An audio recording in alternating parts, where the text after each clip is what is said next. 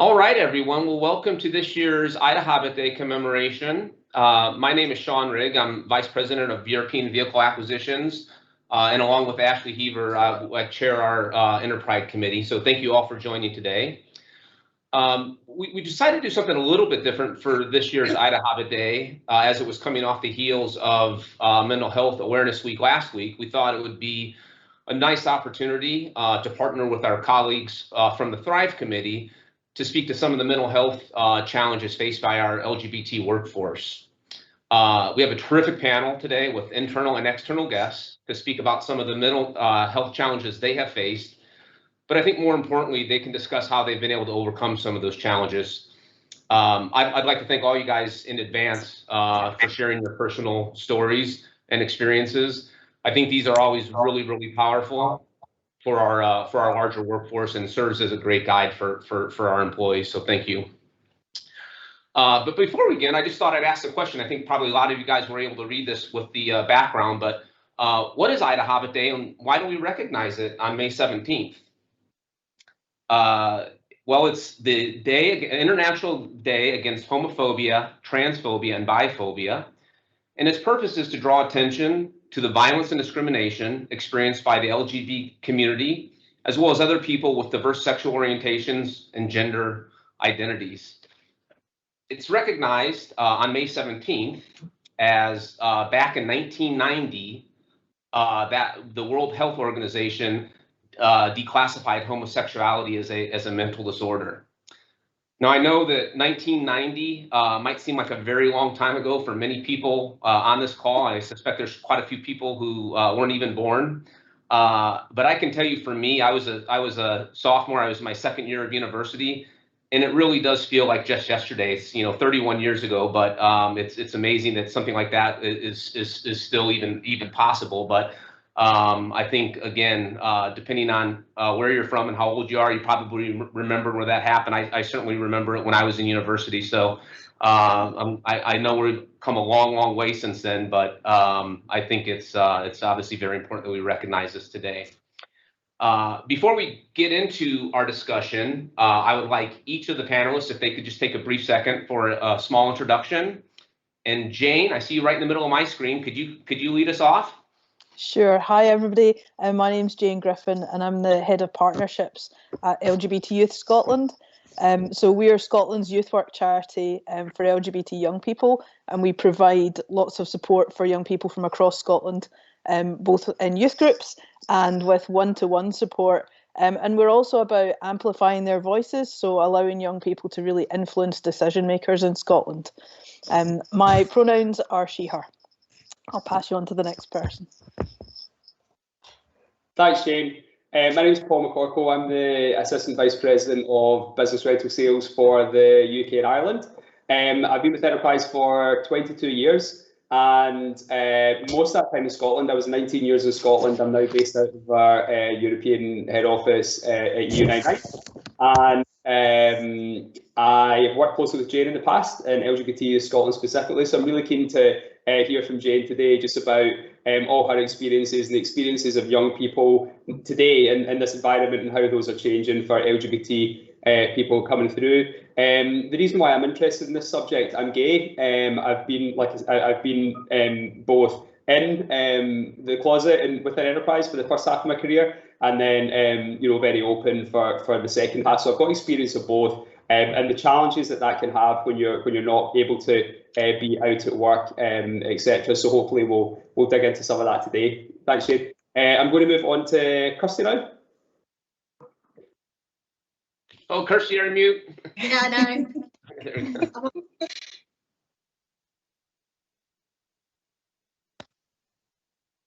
Hello. I think I'm off mute now. Very good. Yeah, we can hear you. I'm Kirsty. I've been with Enterprise now for almost 9 years. I started as a trainee in the branch, got up to branch manager. I've recently been promoted to reservations manager in the contact centre. Throughout my career, I've been heavily involved with organising all the Pride events along the South Coast, attended I don't know how many, and arranged I don't know how many. So it's kind of got me here today, and I joined obviously the Enterprise Committee, which is really exciting. My pronouns are she, her. I class myself as bisexual as well. And who's next? Myself, my name's Tommy King. I started with Enterprise in 2018 as a trainee. I'm now an assistant manager in Manchester, and I also head up the LGBTQ plus committee for the Northwest, so the Northwest side of the group. My pronouns are he, him, and I identify as a gay man. And yeah, over to you, Tamsin. Hi. Okay. Well, as Tommy says, my name's Tamsin. I also go by Tabby or Tams, basically whatever you want. I've been Enterprise for 3 years come August, and I work in non-fault recovery. So I essentially argue with insurers until they pay me and learn their lesson. I'm trans. My pronouns are she, her, and I also identify as pansexual. Hi everyone, I'm Alison. I am HR generalist at EU99. I've worked for Enterprise for 15 years and had a whole host of different roles, but always at corporate. Most notably, my last 7 years are in human resources. So I've been a recruiter for our campus and now HR generalist. I'm also an active member of Thrive, which is our disability network, and I'm also a mental health first aider on campus. I define as heterosexually female, and my pronouns are she and her. Thank you. Fantastic, everyone. Thank you so much for that. So Jane, I'm gonna throw a question out for you. So 30 years on, I guess 31 years on, why are these types of events still important? Why should we keep discussing these topics? I guess, I mean, we all think if we think back to when we were young, and you know the amount of change that we've gone through internationally, I guess, but specifically in the UK and Scotland, legislation has changed. You know, we've got far more rights, but it's still so important to have events like these. When we're looking at young people and the issues that they still face, there's a lot of mental health issues with LGBT young people. We did a big piece of research a few years ago, and 84% of the young people that answered our survey said that they had mental health problems and kind of associated behaviours, and half of them had suicidal thoughts. So that's a massive, massive issue. A lot of this stems from bullying in schools. Young people in Scotland that we work with are still really finding that they're being bullied for being LGBT. 71% came back and said they're actually being bullied in school. And then when we take it up to the workplace, 26% of our young people came back and said they'd been verbally abused at work for being LGBT, and 5% had been physically assaulted in the workplace. So that's, in a nutshell, that's why these events are so important. It's really important that for young people coming up into the workplace, that they see really positive role models. For young people that we work with, it's really important for our partners to be able to come in and talk to young people. One of the kind of first things that Paul did when he started working with us was come in and tell his story to a group of young people, and it blew them away. That kind of story of being able to come out in the workplace and it be a positive experience is not what a lot of them are expecting. If they're being bullied in school, the perception is the same thing will happen at work. So being able to have events like this and talk about it and have positive role models and kind of share that with young people is massively, massively important. Absolutely. Well, thank you so much for that. That really powerful numbers there as well. It's shocking to me that again, still 30 years on, we hear some of these statistics out there. So obviously, everyone on these calls and these events plays a big role in eliminating some of that. So really important. Just wanted to shift, and I'm going to ask Tams, and I'm going to ask you this first question, and just wanted to know, what are some of the challenges that you face with mental health since starting identifying with your orientation or gender? And I'm going to ask you a follow-up question on that as well as how did you overcome those challenges? Okay, thank you. There's a lot of different elements and facets in answer to that.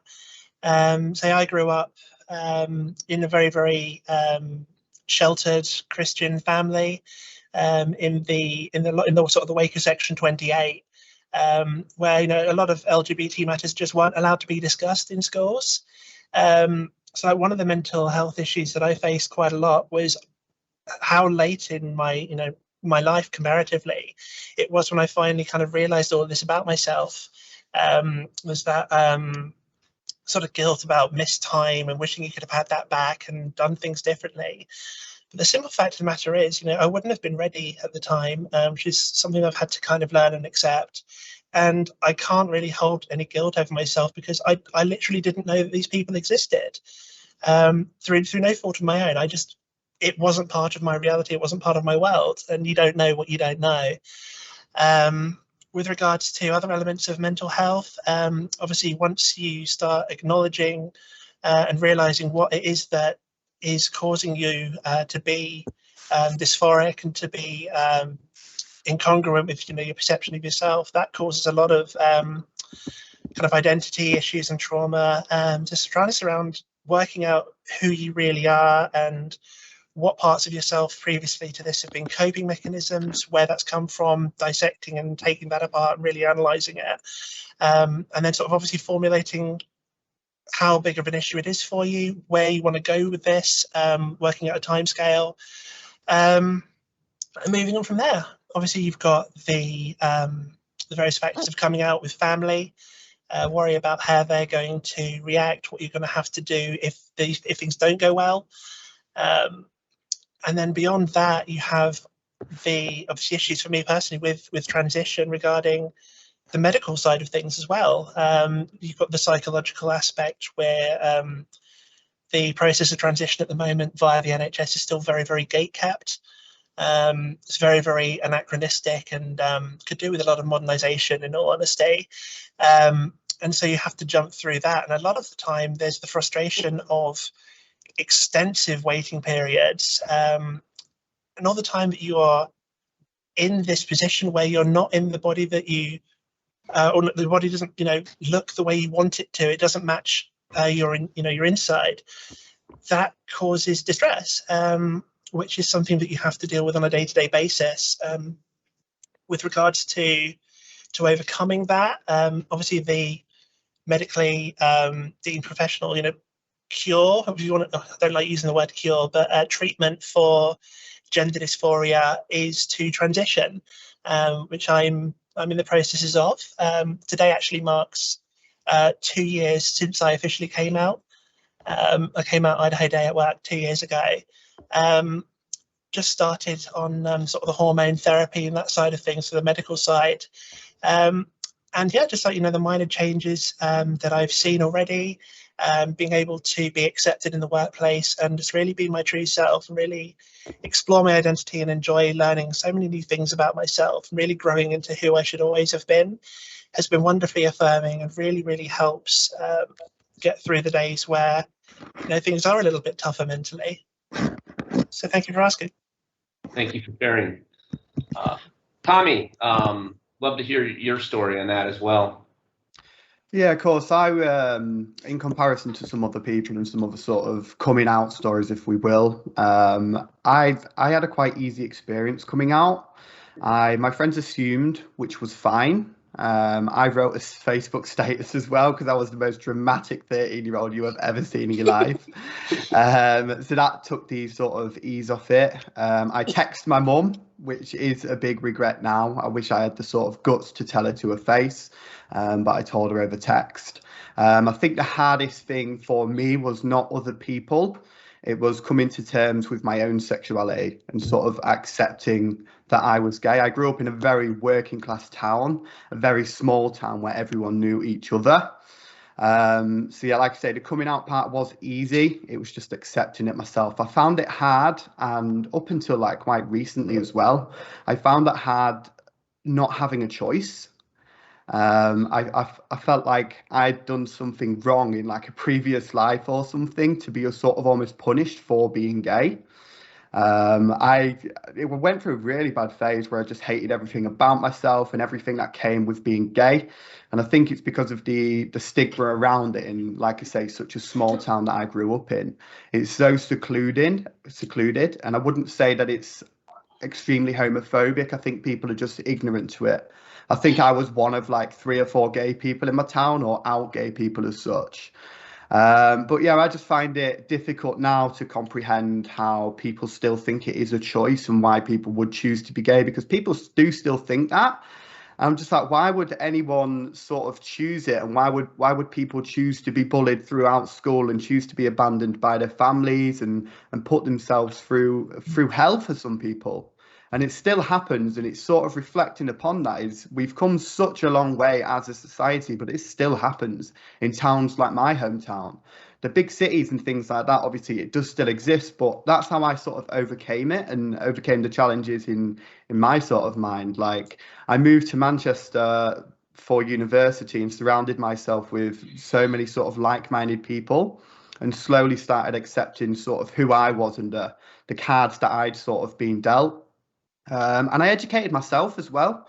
When I was in Grimsby, when I was leaving school and college, all I knew was the LGBT community was lesbian, gay, bisexual and trans. And now I look beyond the sort of labels, and I used to go out to Canal Street, as silly as it sounds, every weekend and just be around all these people that just didn't care what anyone thought of them. And that's sort of how I got through it is getting in with people like that and just embracing it, really. Yeah, you hit on some great points there. Understanding and education, obviously key in lots of things, but yeah, thank you for that. Switch gears a little bit. Maybe Jane, I'll maybe start with you, but you know, what sort of things should a person kind of expect to go through when they come out? Are there unique experiences? Are there things that are just going to happen kind of uniformly? It's an interesting question, and I guess the answer is everybody's different. Everybody's coming out story is different, and we've heard that from Tamsin and Thomas there, that you know we all experience it in a different way. And you know the young people that we speak to every day, we run an online kind of live chat service on our website, and that is where we get the most questions at the moment about coming out, because it's an initial contact for young people. They can do it anonymously and they can ask whatever question they want and it not seem daft. And we get a lot of young people asking about, oh, I feel like I need to come out. And quite often what we're double checking is, well, are you feeling that you're forced to come out? Or, you know, are you ready? It's that whole thing that Tamsin was talking about really being ready and knowing that there's a support network there for them. So we're always double checking to make sure that there's somebody that they can tell. And we often say, you know, is there somebody that you really trust that you can practice with to have that conversation? Because there's so many pitfalls in coming out. And I think, you know, probably each of us here has got up some sort of story around and coming out and what can go wrong. For lots of people, it's a really positive experience, but for some it isn't. And certainly in the last year, it's been a real concern for us with LGBT young people who potentially maybe are living in a household that isn't supportive of them. They're stuck there because we're all pretty much stuck. And, you know, they're feeling the urge to come out, and then is that a safe space for them to actually do that? So kind of looking at all these things and making sure that there's somebody there to support a young person. And I mean, it doesn't really matter what age you are. And I think, as we all know, you don't come out once. You come out continuously forevermore, because every person you meet, you come out to them. So we're always constantly thinking about it as individuals, as LGBT individuals. So I think it's just about making sure that we're comfortable in ourselves and that we're ready to do it, because nobody should feel forced to. Everybody has to kind of take things in their own time. Absolutely. Paul, do you have anything to add to that? Yeah, well, firstly, I'd just like to say everyone's just made some really good points, a lot of which resonate with me personally, you know, from everything that's been spoken about so far. What I would say is, if I rewind before coming out, just before that, I mentioned that, you know, I've been with Enterprise 22 years. The first half of that I wasn't out, and the second half I was. And I think, you know, a lot of the decision about coming out is, you know, there's a multitude of factors that go into it. You know, it's different for every individual, like Jane said, whether it's from a personal point of view, a professional point of view, your family, your friends, who are you out to, you know, all of that really determines when you're going to come out. The most exhausting thing for me, if I look back, is just how much time I spent worrying about ridiculously stupid stuff, which at the time were massive in my head. And it was, you know, I couldn't ever imagine, for example, anybody ever finding out that I was gay. It would have been the worst thing in the entire world, you know, after I realised myself that I was gay. So to go from that to then, if you fast forward now, if you told me I'd be in a panel speaking about issues about LGBT, I never would have believed you in a million years. I really never ever thought I would come out in enterprise, not for a minute. And not because I thought I would have a negative reaction, just because I had spent 10 years in my head being someone pretty different, and or trying to portray, you know, the fact that I was straight, and what would people's reactions be? Would they think I was a liar? Would I have been lying to them all this time? And you know, the part that's exhausting about it is, if you can imagine, for 10 years, it's even, you know, a lot of that time I had a partner. You go into work on a Monday morning, you think, right, what do I say I did at the weekend? And then it gets to mid-morning. Oh my God, what did I tell that person I did at the weekend? I can't even remember. And then you get into this whole big thing in your head about, you know, and so I was supposed, you know, tying it into the mental health awareness week. It's just a lot of anxiety that's completely unnecessary. You get anxious about, you know, very, very small stuff that are just everyday stuff to people, like where you went on holiday, who you went on holiday with. All of those things become a massive thing in your head. And I think, you know, the one piece of advice that I would give to the people that are on the call today, especially if there's anybody that is deciding, you know, what is it like to come out at work, what is it like to come out in enterprise, I can say that my experience has been 100% positive. I've not had one negative reaction at all. And all of my friendships that I had in that first 10 years that I wasn't out only got better. They were much, much better because people, you know, I was able to be my true self and talk about what I did at the weekend and not have any kind of secrets. And I'm naturally a very open person anyway, so for me it was foreign to want to keep a big part of myself, you know, hidden, as it were. So then I guess the other thing that I found from that, because after I came out and people saw how comfortable I was, people then started confiding in me things that maybe were, you know, worrying them in their personal life or their work life. And I became a really good confidant to other people because they just knew that I had maybe experienced that, you know, anxieties at certain points in my life. And I could kind of relate to that. So my experience has been overwhelmingly positive. I couldn't have asked for anything else. Oh, and one more thing. I think the importance of having really solid allies as well as you go through, you know, within, you know, whether it's your personal life or your work life, is so important. I've been really fortunate to have people that have really supported me, you know, at every point in coming out, not rushing me, just being there to kind of help me, guide me, listen, whatever it was, whatever advice I needed at the time. And so, you know, I would definitely say reach out. And I'm sure, I don't want to speak for the panelists today, but I know me personally, if there's anybody that is watching this today and decides, you know, what is it like and they want to find out more about it, please feel free to reach out to me. I'm more than happy to talk about it and give you any amount of help or any guidance. So I just wanted to say that that's really important. Absolutely. Well, if it's worth anything, I think I've known you for about 10 years, Paul, and you talk about that Monday morning scenario about having to remember the story. Yeah. And so the fact that you still think back on that, it must have caused a tremendous amount of anxiety. So glad you don't have to deal with that any longer. Kirsty, maybe I'm going to spin this question a little bit because Jane said something interesting that I think maybe not a lot of people realize, but you're probably constantly coming out because you might have different environments. And so you started your career in a rental branch, and that is quite different than probably your current setting, maybe a rental branch with 4 or 5 people. And it's a little bit, I don't want to say isolated, but it's definitely a different work environment than where you are today with probably multiple people and a much larger workforce. How was that? Was there a big difference between that when you switched roles?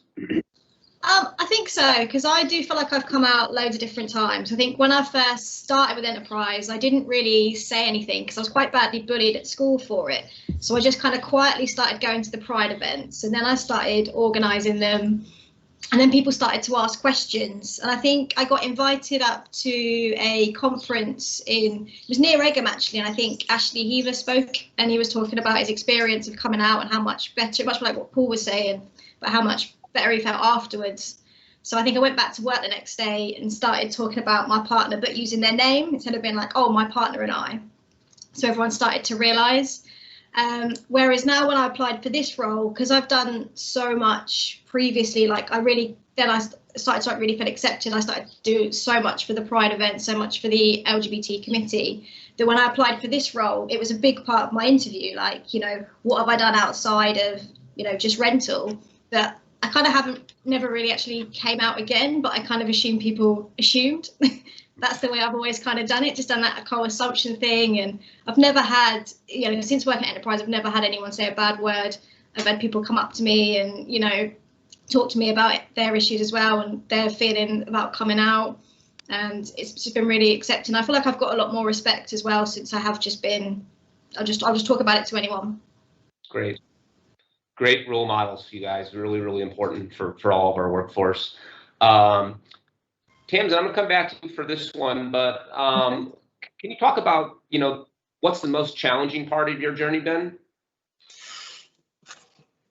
I suppose it's a case of narrowing down which is the most challenging part. I think in one sense it's been the just the patience aspect.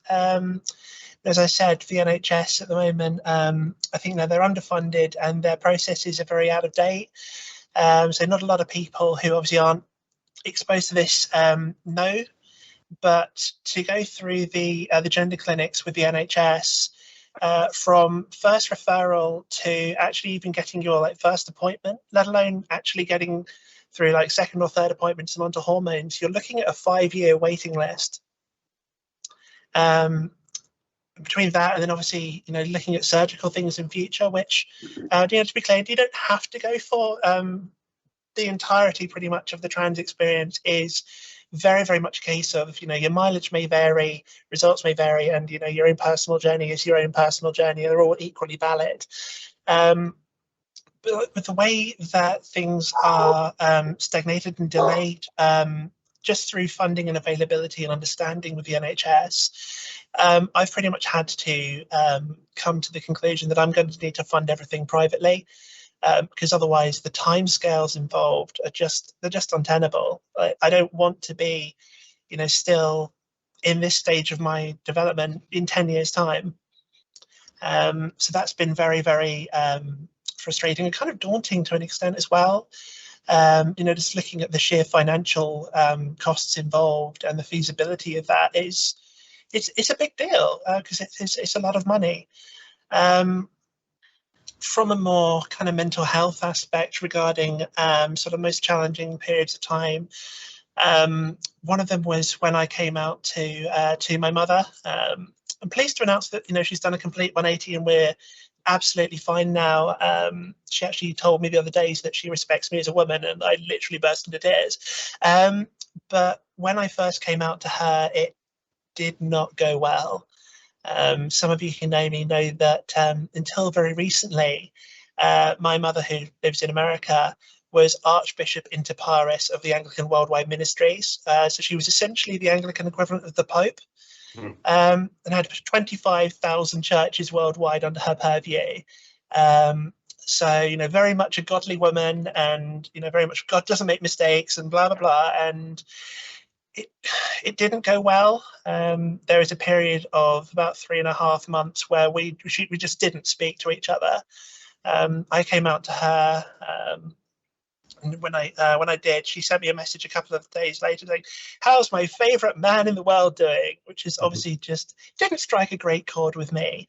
And I sent her like this long, like 40 text long essay just going, you know, that's not how I want you to refer to me. That's not really not who I feel I am.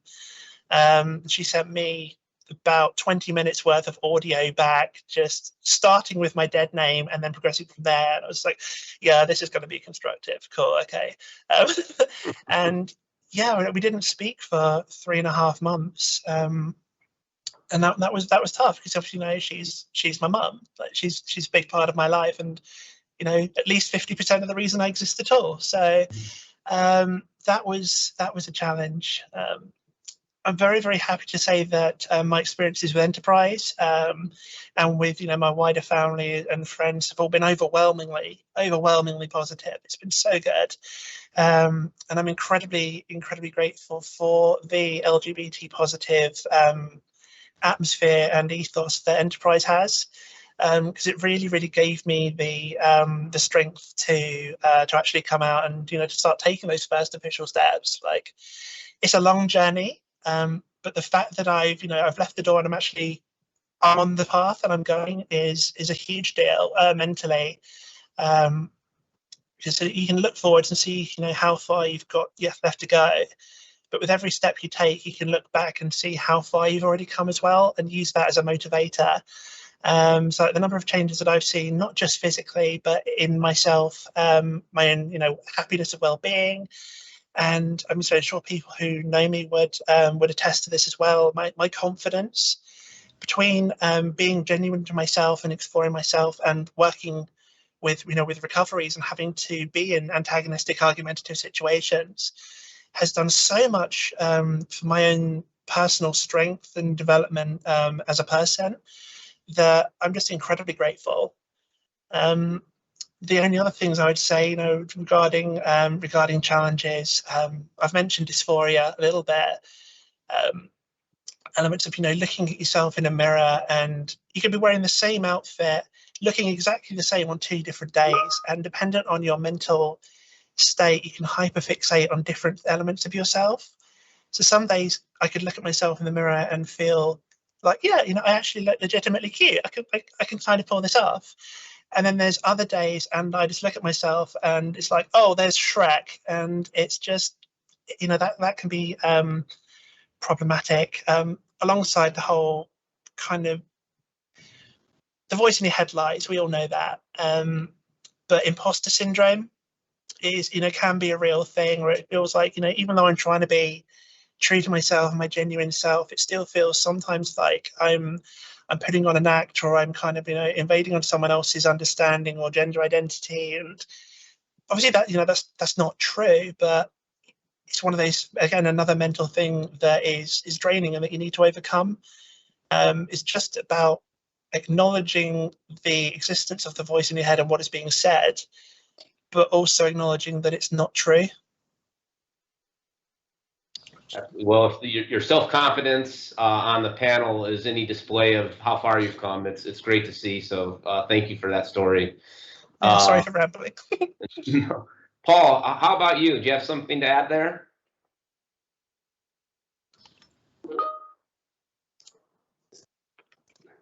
Two seconds, I was muting because the barking dog. I actually forgot I was so fascinated, Tamsin, that was just so fascinating. What you were talking about there, I've actually forgotten what the original question was, Sean. Sorry. The most challenging point during your journey? Challenging? The most challenging part, I would say, was just probably not being out and just the amount of time you spent worrying about that, just what I said previously, really. And I think if I can fast forward that to today, it's amazing how little time I spend thinking about the fact I'm gay. I don't think it crops up on a day-to-day basis. I just don't even think about it. And, you know, Jane's comment about the fact that you do have to come out for the rest of your life.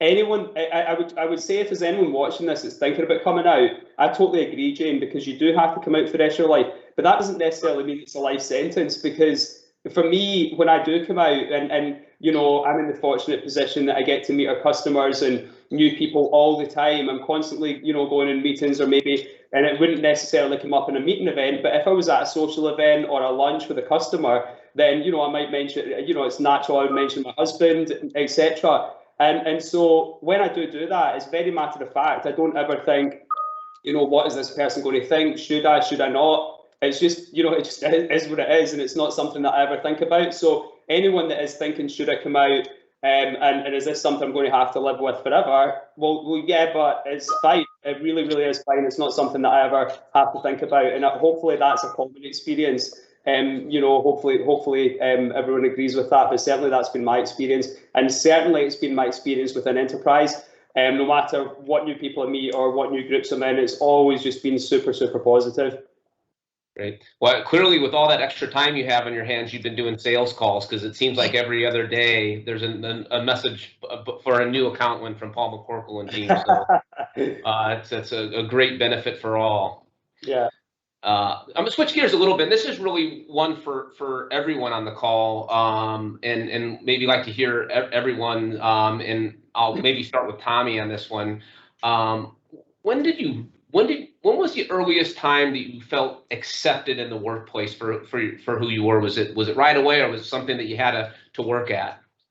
I think when I started, I never really had to sort of come out to my work colleagues. The branch that I started in, my branch manager was like gay. He was really sort of out and proud and like a great sort of ally in a way. I think I've never sort of experienced or felt not accepted, but the time when it sort of solidified it for me was during LGBT History Month just gone. So I obviously head up the committee, and I put on events every week for the Northwest to get involved in. And it was just overwhelming, like so overwhelming, the amount of people that got involved. And I think it was at that moment when I would just looked back and I was like, I did that. I arranged that and got everyone sort of on board with it. I felt sort of like a motivational speaker almost during the whole history month, because people was coming to me and asking me questions and learning things about pronouns, and everyone had learned at least something that month. And it was maybe not then when I felt accepted, but it was then when I felt like I'm in the right place, I'm in the right company, and everyone is so eager to learn. Everyone wants to know what sort of my story is and wants to share their story. And I think that for me sort of solidified that idea, and that's when I felt the most proud of myself and the most sort of open that I've ever been. It was just a really great month, and the support. We raised like £1,000 for the LGBT Foundation through the support of people donating in Youth Free. It was insane. It was a really, really good month, and I think that's when I did feel most sort of confident in myself, shall we say. Super. Kirsty, what about you? So kind of similar to Tom in a way, and the way that I think it was in the last few years of the Pride events, I mean, before the pandemic and everything, but the first few years I was doing it, there was a lot of people, it was difficult to get any kind of attendance to it. A lot of people that identified as straight didn't want to go because they thought they'd come across as they were part of the LGBT community. And then one of my area managers, who was a straight female, she really pushed it. She really pushed it with a lot of her area managers, pushed it across the group as well. And then for one summer we had like our best turnout ever, and everyone, like there was a lot of employees from the branches, a lot of engagement from higher management, and suddenly it started to feel like everyone was really getting on board. You know, a lot of these employees, some of them were LGBT, some of them were straight, but everyone really got involved. People wanted to, it made the events really fun. Everyone kind of started to see the point of it, why we're doing it, why it's important for everyone. And I really started to feel much more accepted at that point, because everyone was getting on board and really getting involved, and I kind of became known for that, and felt quite comfortable in that position. Fantastic. Thank you both for all that you do there. That's really, really, really important. Tamsin, what about you? I mean, for me, I feel very much accepted in the workplace since the moment I came out. So I came out Idaho Day 2 years ago, and I remember it like it was yesterday. We were down on one of the meeting rooms in, the head office here in Aldershot, and we had this whole just circle of bean bags and chairs. We were all down there just giving our own testimonies about various things that we've been through. And that was, when I decided to come out, I came out to this overwhelming support from management down to peers and everyone who was in the room. And it was honestly so touching and so affirming. Obviously, I was very, very early in my transition then. I didn't look like this, so it was still very much in my older presentation. Had to raid a few charity shops very, very quickly to start rebuilding an entirely new wardrobe, which was just good. But yeah, I essentially just thought it was best to tear the band-aid off. And yeah, like the next day I came in, as my new self, just thinking it would be an effective way just to have that mental switch for people, just to help make my transition easier for other people, if that makes sense. I'm sort of keenly aware that whilst it obviously affects me most of all, it doesn't just affect me. And yeah, so everyone has been incredibly supportive. I literally couldn't ask for any more. Great. Paul, I'll let you finish this one up because I think your story, just based on your tenure, is a little bit different. Because if I get the math right, you're a 20+ year employee, and half your time you were in, half the time you were out. How was that?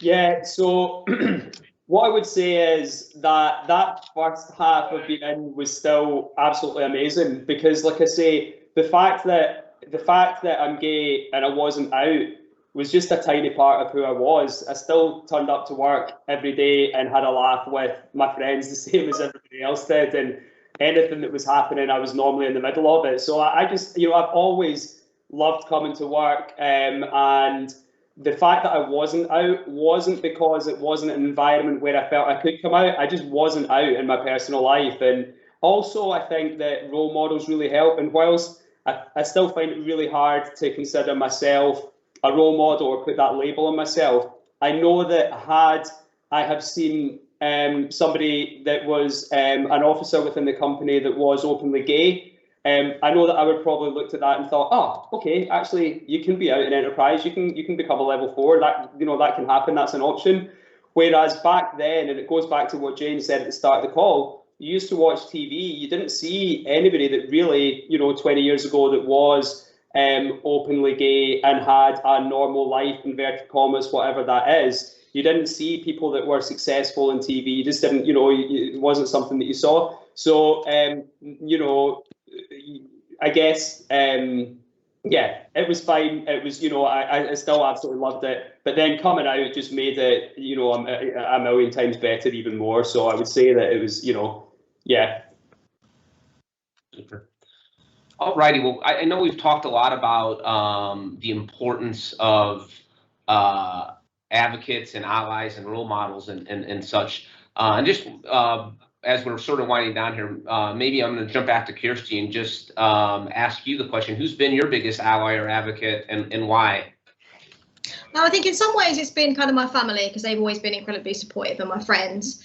But as I mentioned earlier, kind of from a work setting, it was definitely one of my last area managers, because she was just really happy to get involved. She really pushed it out, like all of the events and everything to a wider audience. So it wasn't, because I think initially when I first started arranging Pride events and everyone who was straight didn't want to go, it makes it feel like it's a bad thing if you are, if you are part of the community. Whereas I think she really helped in saying that, no, it's not a bad thing and it's a good thing to get involved with. And it made me feel a lot more confident. And she, in the future, she's pushed me to go on for roles. And yeah, definitely from a work base, it would be her. Great, super. All righty. Well, we're coming up to the end, and we definitely want to have some time for question and answers. And for Allison, I'm just going to ask Jane just one last question, before we switch over to Allison. But what role do prejudice and discrimination play in the lives of lesbian, gay, and bisexual, transgender plus people? I mean, I guess everything that everybody shared kind of gives you a bit of insight. It's something that's there. And it's not in every area of our life. We all come up against prejudice and discrimination at some point, some of us more than others. Certainly for young people that we're working with, it's less so in a lot of areas. For myself, as Paul was saying, I don't even think twice now about coming out. It's not, it's not even something, it just doesn't factor at all. It's just who I am. It's my life, and I'm comfortable in myself, and take me as I am, or don't take me at all. So I think for a lot of young people as well, they feel that way. They come out a lot earlier than certainly I did, and they have that confidence. And then if they have a bad experience, it makes it really difficult for them. I think the main issue that we're seeing now is for trans and non-binary young people. There's, as Tamsin was saying, the waiting lists for support at the GIC is really long. It's going to be even longer after COVID. Mental health services for young people have a huge waiting list as well. We're seeing quite a lot of young people coming to us as a stopgap, even just to have people they can speak to. And to not feel isolated, because it's a very isolating experience, particularly if you're living in a rural village in Scotland or wherever. It can be really difficult. So having that visibility of places that they can be themselves, so whether it's at work or whether it's at school or whether it's coming to services like ours, it's so important to be able to kind of beat back some of the negativity, particularly that we're seeing quite a lot of stuff in the media just now. Young people are getting hit by that all the time. When I was growing up, we didn't have that. We didn't have Facebook or Twitter. I mean, it's hard to believe, I know, but I am that old. And young people nowadays, there's just no escape from it. It's just a constant diatribe. So having those positive experiences and positive role models out there is so important, and having visibility and, you know, seeing themselves reflected back at them on TV and, you know, in culture is so important. So we're getting there. There's a lot of positives, but there's still a lot of work to do. Thank you for that. Super. Thank you all panelists for that. We're going to come back and get questions in a second, but before we go there, I just wanted to hand it over to Allison a little bit. She's going to discuss a little bit about mental first aid and some of the resources that we have out there available from our Thrive community. So Allison, off to you. Thank you, and thank you for allowing me to be on your stage and hearing all your stories. Just so inspiring and amazing, and how they've impacted your mental health. So I just wanted to take a little bit of time to talk about our mental health first aider program and also what other offerings Enterprise has. So I'm currently a mental health first aider at EU99, or an MHFA for short. We love an abbreviation if you've seen that in an email. So we are trained in how to support people who may be suffering from mental ill health, and we will support them in getting the support that they need. So if I can put it into context, we will have physical health, we will have mental health. If you were taken unwell at work, we have first aiders on site that could get you the right help. In exactly the same way, if you are suffering from mental ill health, it's just as important that we get you the right support, and we need to look after our mental health in exactly the same way as our physical health. So currently at Enterprise, we have 150 mental health first aiders across the UK, covering every group. And we have a list if you would like to reach out to a mental health first aider on the hub if you feel like you need some extra support. I also wanted to talk about some of the different things that Enterprise have on offer. So I'm going to add some links in the chat box in a minute, just so that you can all find them, no excuses. And we've got some great spaces for you. So the first we'll talk about is our benefit space. So you've all heard of our employee assistance programme provided by our partner Unum. And that's a dedicated helpline for you to speak with a professional. You can also have up to 6 counselling sessions with them should you need it.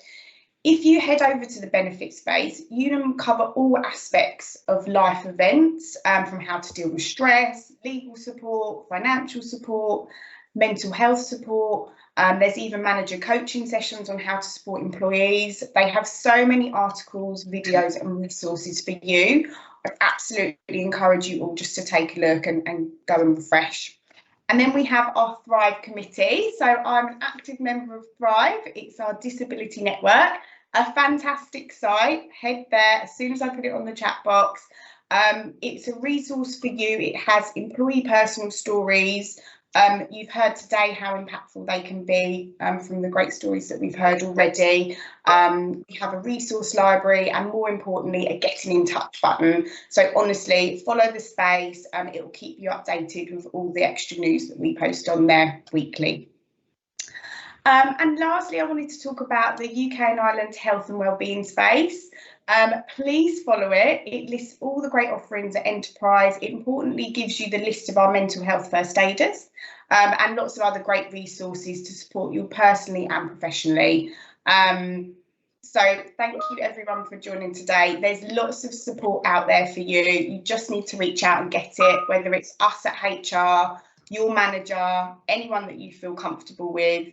If you also notice a colleague that seems a bit out of sorts, please give them a call and ask them how they are. It's definitely harder over Teams to see people and if they may be suffering with their mental health. And it may take you a couple of goes to do it, but once you do and they reach out, it's definitely worth it, and we are here for you with lots of different areas of support. So if you think you'd like to be a mental health first aider, something you might be interested in to support your colleagues, then reach out to a member of HR in your group and they can give you the details. And we've got training sessions up till September to run. So I'll hand you back to Sean and Georgie for questions, but watch out for the chat box for all the spaces that I'm going to share. Thank you. Super. Thank you so much, Alison, and thanks for the work you and everyone does on the Thrive community. It's really, really important for us. Georgie, I think I've done everything I'm supposed to do. I think we're still on time, just about. Should we hand it over for some questions from the audience? Yeah, definitely. So if anybody does have any questions, feel free to raise your hand, or you can pop it in the chat box. And this is a very open space, so please don't hesitate or feel afraid to ask any questions. There is always a bit of a, I'll try and keep up to date with all the comments that are coming through on the chat box, but it seems like as if everyone's really enjoyed it. Okay, so we've got a question from Raj, and it's a fantastic question. So how can I and others on the call best support someone who comes out as LGBT+ or wants to talk about their mental health problems? Tamsin, if you wanted to take that one first, that would be great. Certainly. Let me just pull back up the chat conversation. How can I and others best support someone who comes out as LGBT or wants to talk through the problems? I think the most important thing is just to listen. Just make it clear that that it's a safe space with no judgment, and if you have the sort of the mental health training experience or the wherewithal to kind of help coax someone out who's maybe a little bit reticent or a little bit uncertain, then obviously so much the better. But the most important thing is just being there and making them know that it's a safe place where they can, like, even if it's just, you just need to be a wall that they can just talk through their ideas at until something clicks. Just be that kind of sounding board. That can be incredibly useful as well. So that's what I would say. It's literally just be there and listen. That's lovely. Thanks, Tamsin. And I'll also pass that question over to Tommy as well, if that's all right. Let me know if you want me to repeat it. Of course, I think I can see in chat still. Yeah. So pretty much as Tamsin said, it's just about listening. The way I sort of handle my own sort of problems is I build them all up inside. And sometimes I just need to vent. And whoever the unlucky person is who gets to listen to me just venting at them for an hour. But it's so important to just get it out. Like, and if you've got someone who's sat there willing to listen, it just makes, even if they don't respond, if I've got someone to vent to rather than just myself, then it just makes you feel so much better. So again, reinforcing what Tamsin said, is just be there, have your ears open as such. And that's the best sort of thing I could.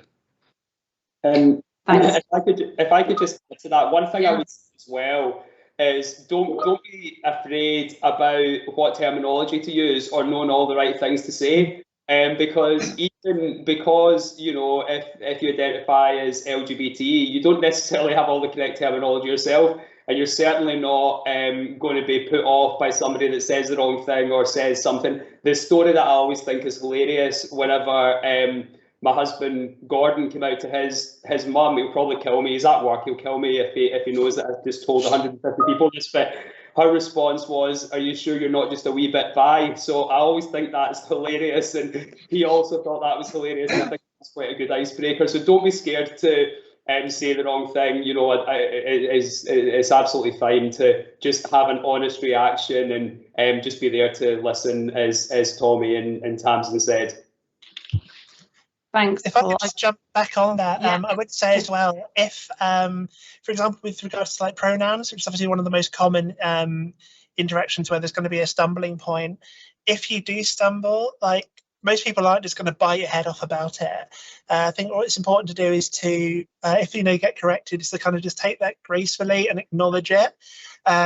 What, in my experience, tends to be the most constructive way to go about things is if you misgender someone and they go, oh, it's actually that, then you just go, oh, right, blah, blah, blah, and then just carry on, basically like repeat your sentence, but gender them correctly and then just move on, rather than making it like, kind of a big thing. Because like being too over apologetic as well can be, or getting, really defensive about it can be just as harmful as having not said anything at all. So I think that's probably just the best way to approach that moving forwards. Fantastic, thank you for that. A bit conscious of time as we've got 2 minutes left, so it's the perfect sort of ending in a way, but I was going to ask Jane to see if she had anything to add just from a parent's perspective, and really how best a parent could support their kid if they were to come out. I don't know if you could quickly wrap it up in a minute. Yeah, sure. We get a lot of parents who get in touch with us who have that issue. They're too scared to say the wrong thing and they upset. They're unsure about getting it, getting language right and stuff like that. And it is just about, it's just about being listening. If your child is telling you that, they trust you. They think that you're going to be, accepting and, just keep your ears open and do that. Don't kind of make it a big thing. Don't dismiss it either. There's quite a lot of young people that get really upset because they come out and their mum and dad are like, oh yeah, whatever, and they're like, oh, but this is like the biggest thing for me. So it's just about kind of remembering that as well. And if there's any parents out there that are based in Scotland, if you've got any questions at all, there's information on our website about coming out for young people and for parents. And if you need support for your young person in your family or friend or whatever, then please do come to us. And if you've got any questions at all, feel free to come to me. I'm sure you'll be able to get my email off one of the team here. I'm happy to answer any questions, and we're happy to help where we can. Thanks, Jane. Pass over to you, Sean, just to close it. Well, you guys did not disappoint. I haven't been able to read all of the comments, but based on all of the great feedback, everyone, as expected, was really thankful of your personal stories. They are powerful. You guys are all role models. You play a big part in how we make our workforce better. So I just wanted to thank you for your participation, and thank you all for everything you do each and every day. Jane as well, thank you for being our guest panelist. Really, really inspiring stuff there. So really that's it from my side. Thanks so much, and thanks for celebrating Idaho Day with us today. Thank you, Sean. Thanks, everyone. Well, thank Thanks for being a great panelist and also a great straight ally, Sean. you. Thank you. Thanks, Take care, everyone. Well done. Bye. Take care. Bye. Bye-bye.